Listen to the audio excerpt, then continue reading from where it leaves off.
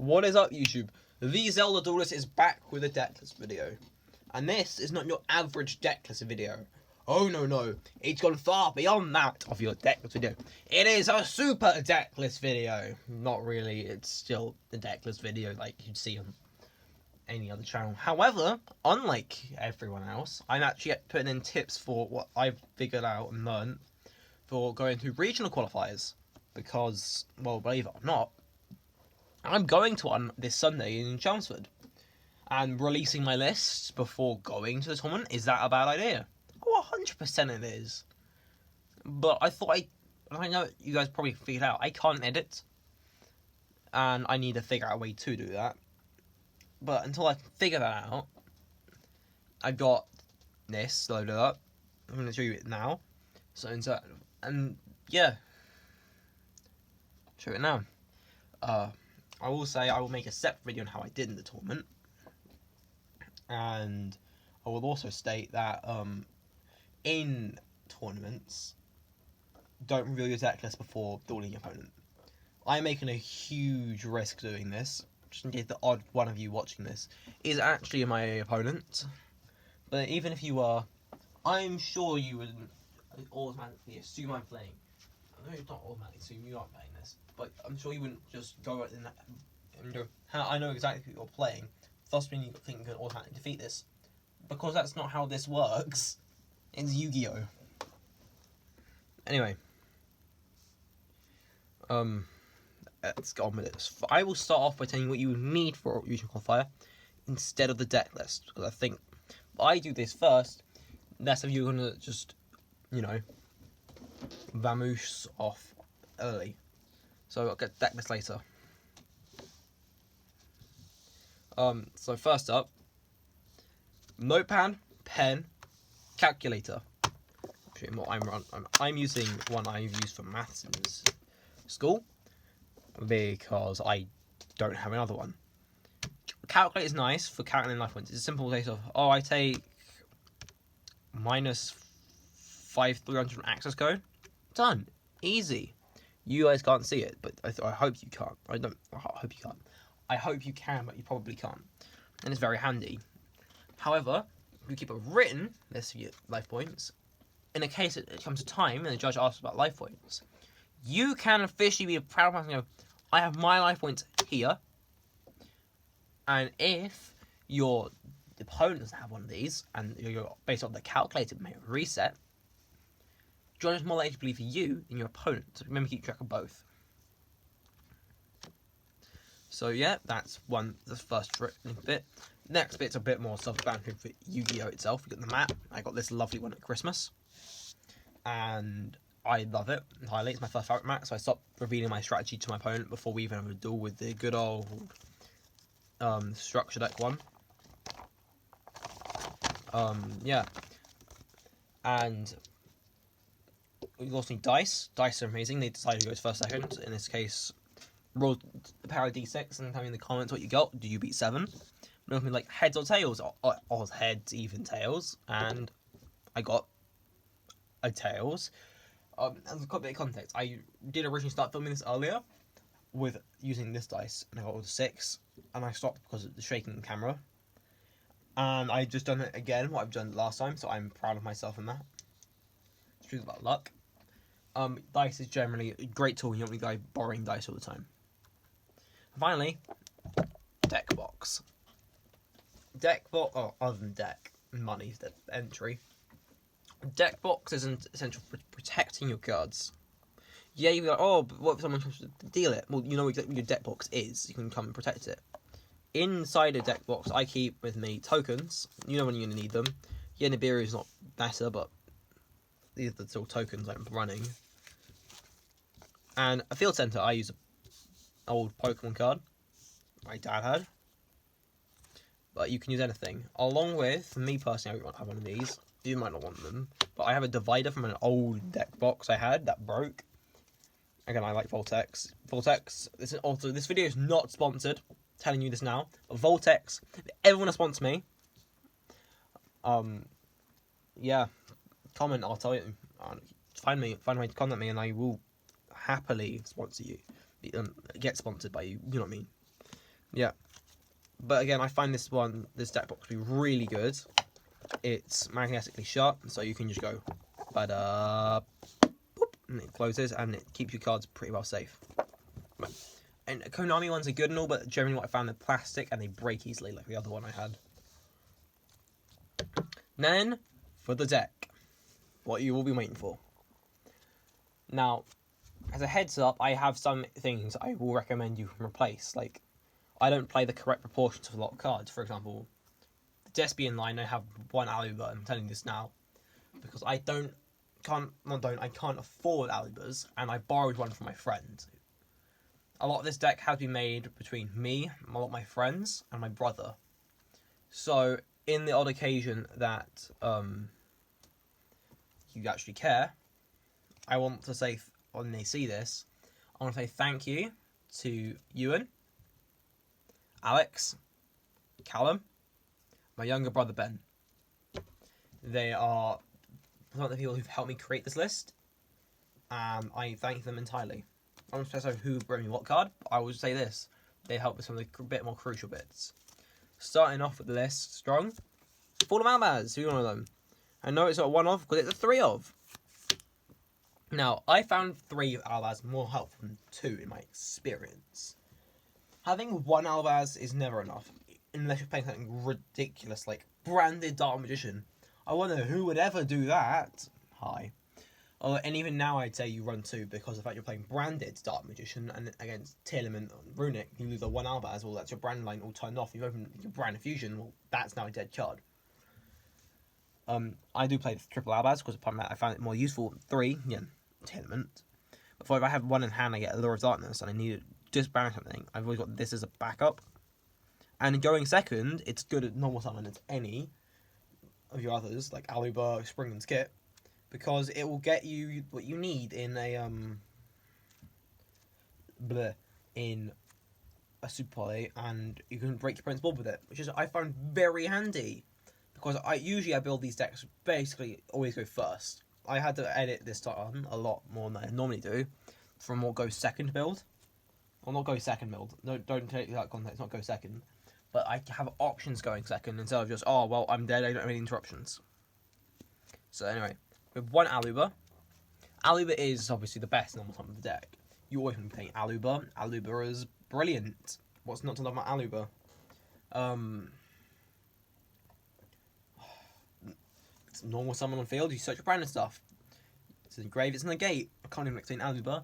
But with a certain card playing this, it makes Aluba a lot more viable than better than ever, really.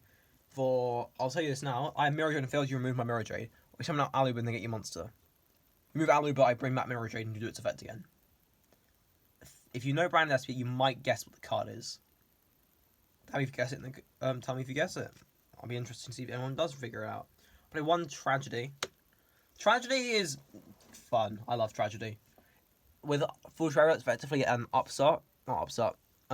mulligan, I call it. Because you don't want to see something like Upstart Goblin in your hand. Like, come on. Who would ever want to see that? Not something like Upstart, Tragedy in hand, right? You want to shuffle it back into your deck, draw a new card, you want the Aluba. Well, that's a guaranteed mulligan from a spell to your Aluba. Alongside milling your deck a bit, so you have more ways to combo later, and drawing the cards you need when you need them. So it's effectively a mulligan, but better. And we also play 1 Ad Libitum. I do not play Branded and Red, but I couldn't get one in my hands one in time. Could order one now, but I don't think it'd come in time. So we've had 1 Ad Libitum, and the odd occasion it comes up, it's good combo extender, and it helps you with OTKing, it uses other effects, which no it does. And the single final Despia card is my favourite of them all. Dramaturge. Dramaturge, for what I say is its based, is basically renewable fusion material on the field or hand. Gets you a 3k beta for freezing with it from hand or field. And it's also a negate. If any monster from either player's extra deck is summoned, not just your opponent's, which is something I figured out by rereading the card, I figured out more recently. I do love Dramaturge. It is one of my favourite cards in the list. For the Lost monsters, the cards we touched brand Lost, we have triple copies of Spring Gun's kit.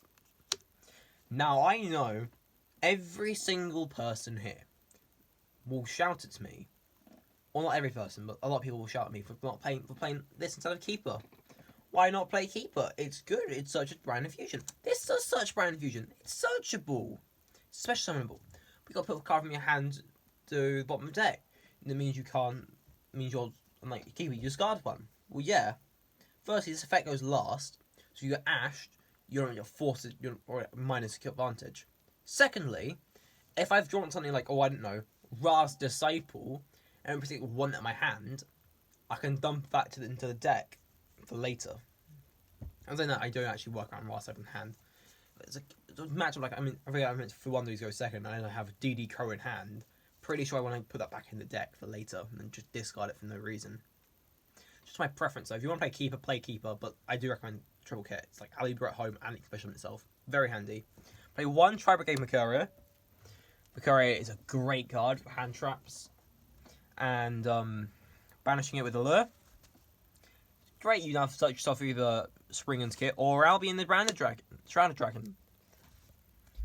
And Albion, either he gets 25 beta for some reason if you get rid of one for hand, or he's an upstart goblin.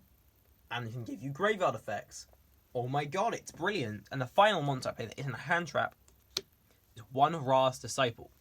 Now, Ra's Disciple is an interesting card because I've seen a lot of decks play Ida, I think it is, or Ido. Ido, whatever it is. Which stops you from summoning and except in the TCG you can tribute set over it. In OCG you can't. With Ra's Disciple, I find it better off. It gives me more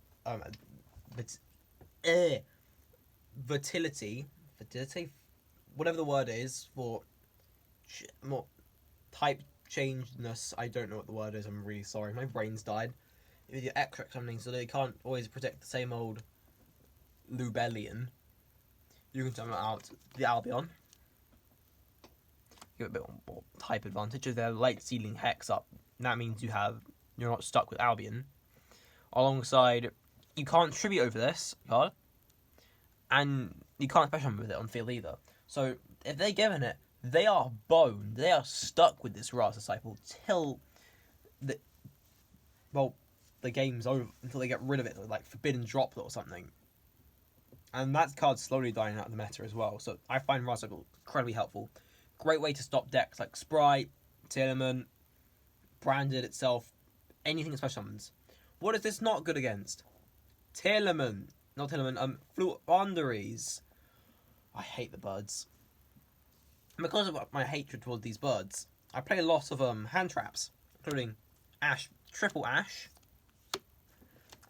Yeah, I know it's not a playset, the secret rare. Sue me. But in all seriousness, Ash I still find being incredibly good. More on my turn this format than my opponent's. Because if I get Havnist on my turn, and that starts their combo on my turn, I Ash the Havnist, I get to carry on playing the game still. Now, hopefully Rarlock, who I'm known to play Tillman or some Darklaw, they cannot play. I'm also playing triple effect Veiler. This is more of a good staple, and it's good against Fluanderies as well, which I love. Only downside of Veiler is that they can called by it unless they're playing something Impum. But I find Veiler more helpful being a light monster. And we played 2 DD Crow, because that's all I get my hands on. And I do believe that DD Crow is a good card. And of course, one Ghost Bell in the Haunted Mansion. I would play triple if I could. I'm telling you right now, this format, Ghost Bell, DD Crow, great hand traps. What's not good, this format, stuff like Nibiru, or something like Ghost Reaper and Winter Cherries, it's never been good. Yeah. Ghost Reaper and Winter Cherries, that card's never been good. Do not play that. These are all been really good, like this format. Veiler's been great. Ash has had its uses. Like, Brandon still pops up. You can tell now. But, yeah, I do think Ghost Bell is the best. For those of you that don't know what Ghost Bell does, it's basically Ash Blossom, but for anything related to the graveyard. So if it's summoned from the graveyard, no. Banished from graveyard, no. I think it's from add from graveyard to deck, extra, or hand, no. Meaning, they have that Telement engrave, and they want that fusion summon by shuffling back into the deck. No! One of the best monsters in the deck. I would not cut this at all. Now we got into the spells. We have, starting off with Triple Brand of Fusion. Now, Brand of Fusion is the heart and soul of the deck at the moment. I feel like it might eventually die out if with right support. Probably not, but it could do. And if you don't know what Brand of Fusion does, you know what something like Shadow Fusion, Neo's Fusion, Red Eye's Fusion does. It's that, but better, because it allows you to still summon out monsters, but only fusion monsters from the X deck, and that's it. That's the only limitation to this. Super good, and it's a hard once per turn. Other than that, it's a brilliant card, and we love it here. Play triple branded opening. Again, not a full secret rare set. One super rare. But again, this card's brilliant. It's Aluba from deck, or if you want to have one like Ad Libitum, or the other one I usually see is Dramaturge to hand. Go ahead, King. Because it's discard effect, it's also not a cost, you can have a tragedy off that. Meaning you can summon Aluba from deck and search Dramaturge. And then we have your monsters like Mirror Jade, Dark Law Protection. That's a brilliant card. It's a definite 3-of for a while. And I mentioned earlier about Aluba, how we have a special spice in this list. How we can basically use Mirror Jade twice per turn. Despia, Theatre of the Branded. Now, its first effect is basically polymerization. Second effect is more interesting. If a face-up non-fusion fairy monster you control leaves the field, target a level 8 or higher fusion monster in your graveyard. Special summon it. Of course, you're going to do it by summoning it in the right conditions first. For example, Mirror Jade, you have to fusion summon with it. However, it lets you redo Mirror Jade's effect. Mirror Jade is not a hard once per turn. Meaning, if you use Mirror Jade's effect, it's removed, and you summon back the Mirror Jade, you can do that again. It's very handy. One branded lost, as a bit of protection for the fields, as for the activation of fusion summons, not the effects, which still annoys me, but also searching for stuff like Albaz or monster mentioned it like Kit, Tri-Brigade Mercuria, and Albion, and that's it for branded spells. For other spells, we have one Foolish Burial. I mentioned this earlier. It's a one-off in the deck because it's limited, but you always send Tragedy off this 100% of the time, every time. This card also comes up in, I play Cross-Up Designator, and it's something like Telement might be played, and if you know the matchup and you know they might need it, you can definitely stop it if you want to, or it's the only card you share in deck. That's probably a smart idea. I also played 2 Allure of Darkness, again, not the same rarity, I'm sorry I don't have that. Allure is basically Pot of Greed, but you can banish stuff. You have to either banish a block from your hand or discard your hand. So in some cases it's Pot of Greed but better, other cases it's, oh my god, I hate myself. That's a bit of that mark on my card. But yeah, Allure of Darkness is nice to get in pluses. For other fusion spells I play triple Super Polymerization. Super Poly gets a lot of hate, and I understand why. I hate it myself when it's used against me. I use it, it's a great card, it's balanced. My opponent uses it, and suddenly it's the worst card in the world. Again, Super Poly is a nice card. I love it. It's great. It's one of those board breakers I've added in because I'm scared of going second or losing the dice rolls. But at the same time, it's a nice card. And for the record, I did borrow all 3 of these from my friend. And he, obviously, you can tell he looks after his cards. We're going to one Master Change 2 as a final fusion spell. Because I want Dark Law against Telement specifically, so they can have a one bad day. And then I'll probably accidentally start the next Mystic Mind installed Sun deck. Oh well. For spells Negate, I have 1 Droplet. I'm playing Droplet. I'd play 3 if I could, only have the 1. But I will find Droplet could go second, go first, whatever you're doing. It's a great card. With 1 Cross Out. Cross Out Designator is an interesting card because in some matchups it's completely useless. You've got to put it in the side deck and never to be seen again. For example, Fluanderies. I think they might play Valor, so maybe not. But still, usually against Flu, you don't use it often. Or Sprite. Never going to play a Cross Out against them. But unless they play a Ash or Valor or something. But against something like, I don't know, Branded Despia, Telement, we share a lot of cards with. Suddenly, Cross Out Designator comes up a lot. I do think it's a good card and a good card in the deck. Called by the Grave. Called by is a one-of, and obviously it's broken to hell. What more can I say? That's it for the spell cards. Now, trap-wise, I'm playing 3 traps. That was 40 cards if you count in. This is a 43 card deck. Playing 1 Branded Expulsion. You guys knew this coming when you saw Ra. It's for Ra locking, so they cannot play the card game. Play 1 Branded Retribution. It's a good card. Summon effects. Alongside being able to banish it from grave, add back Branded Fusion, Branded Opening, Despia Theatre, Branded, any of these branded cards. Very nice. Final one I play. I'm borrowing this from my friend. You might have just saw it there. But he lent this to me. I've been a friend for many years. And I smiled because it was, when I asked him the card to borrow, it wasn't one of the ones I asked. But I think it's going to work out so much better now. Evenly matched. And evenly, it's pretty much that one card I fear the most with this deck. Like, my deck can do many things. It's Branded Despia. The things I don't prepare for is back row negates. Because even if you look at my side deck, I don't have those. Because side deck matches don't often, because back row decks don't often have back rows. Not valid that much anymore now. Mystic Line's banned. I miss mine. But I do believe evenly to be the most powerful cards. Good cross-out target. But also, if I'm going second, it'll be Battle Phase, evenly matched.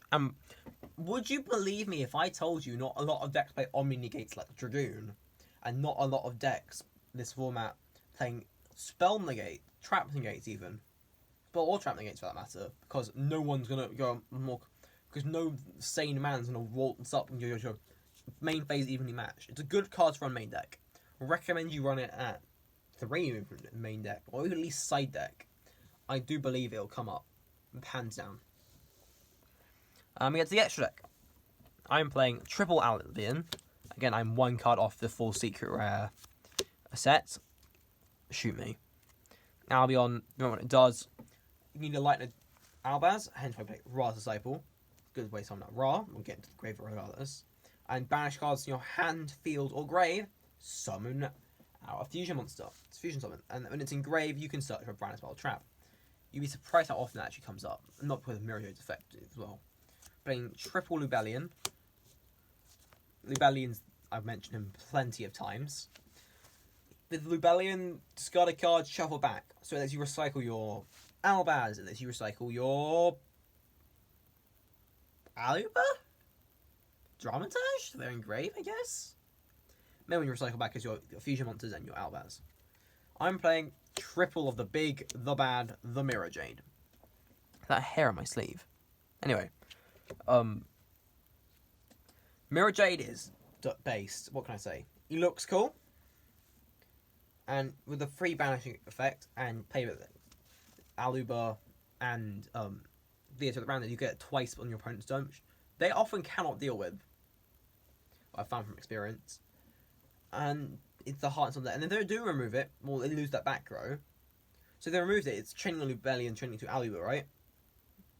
Which then means, in the end of the turn, regardless, they're losing all their monsters. Very, very nice. I'm playing 2 copies of Masquerade the Blazing Dragon. I believe that's the correct proportions. The tax bastard. You didn't hear that. I'll call him, yeah, he is a bit of that. But the Tax Dragon is brilliant in this deck. I hate fighting against it, which will make me know it's good. And basically with him, your opponent wants to make effects, play 600. Have 2 less 1,200. Some decks, like, I don't know, Fluanderies cannot deal with this, and then they crumble. And the final Despia fusion monster I'm playing, Proskenion. Now, I think Proskenion is not a good card by any means. I love him, though, and I'm playing him. And he's not brilliant. However, in some occasions when you want to just OTK, it's good. If your opponent has something great engraved like Baron the Flow and you want one, I steal. Very handy. He's also a super poly target, believe it or not, with something like Aluba or Dramaturge.